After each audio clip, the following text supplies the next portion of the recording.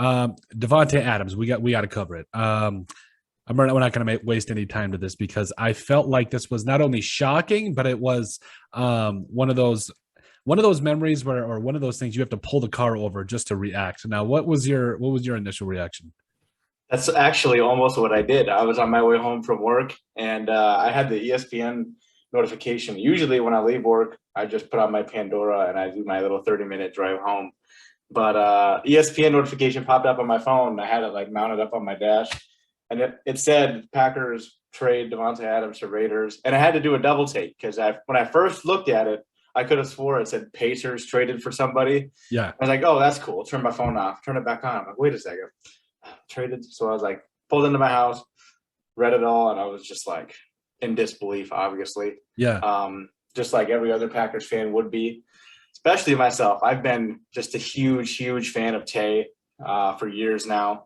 Obviously, I've got his autographed jersey up on my wall. I've got his second jersey. I'm wearing it today for the show.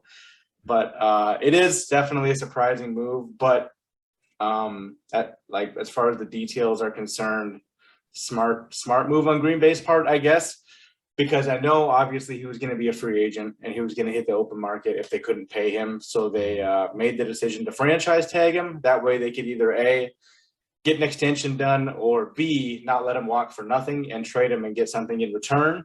And I know Green Bay probably knew it was pretty unlikely that they'd be able to satisfy his demands. However, it was later reported after the trade that they did match the Raiders' offer to stay in Green Bay. So it ultimately came down to Tay wanting out of Green Bay and wanting to play with the Raiders. Apparently, it's been a lifelong dream of his. And I know him and Carr are best buds, and they played in college together. And obviously, they've got a good connection. As far as production-wise, I obviously don't think it'll be as good as what him and Aaron had on the football field. I think his numbers will probably take a dip, but I think this was good for the Packers football team. I've been saying this. I really haven't been saying this. I mean, I love Devante Adams, but when it comes like in big games, big time situations, Aaron Rodgers did get a little bit tunnel visioned to Adams, and he would disregard other open players on the field. In the last few years, without Aaron Rodgers on the field, the Packers haven't won a game. Without Devante Adams on the field, they're 7-0. Under Matt LaFleur, they're a lot more diversified offense without Adams on the field. Aaron will throw the ball to 15 receivers instead of 3. So I do think this offense does play better football. Obviously, they're a better team with Adams on the field because of the caliber of player he is, but they play better football when he's not on the field. So obviously, it's upsetting to see a player like that go.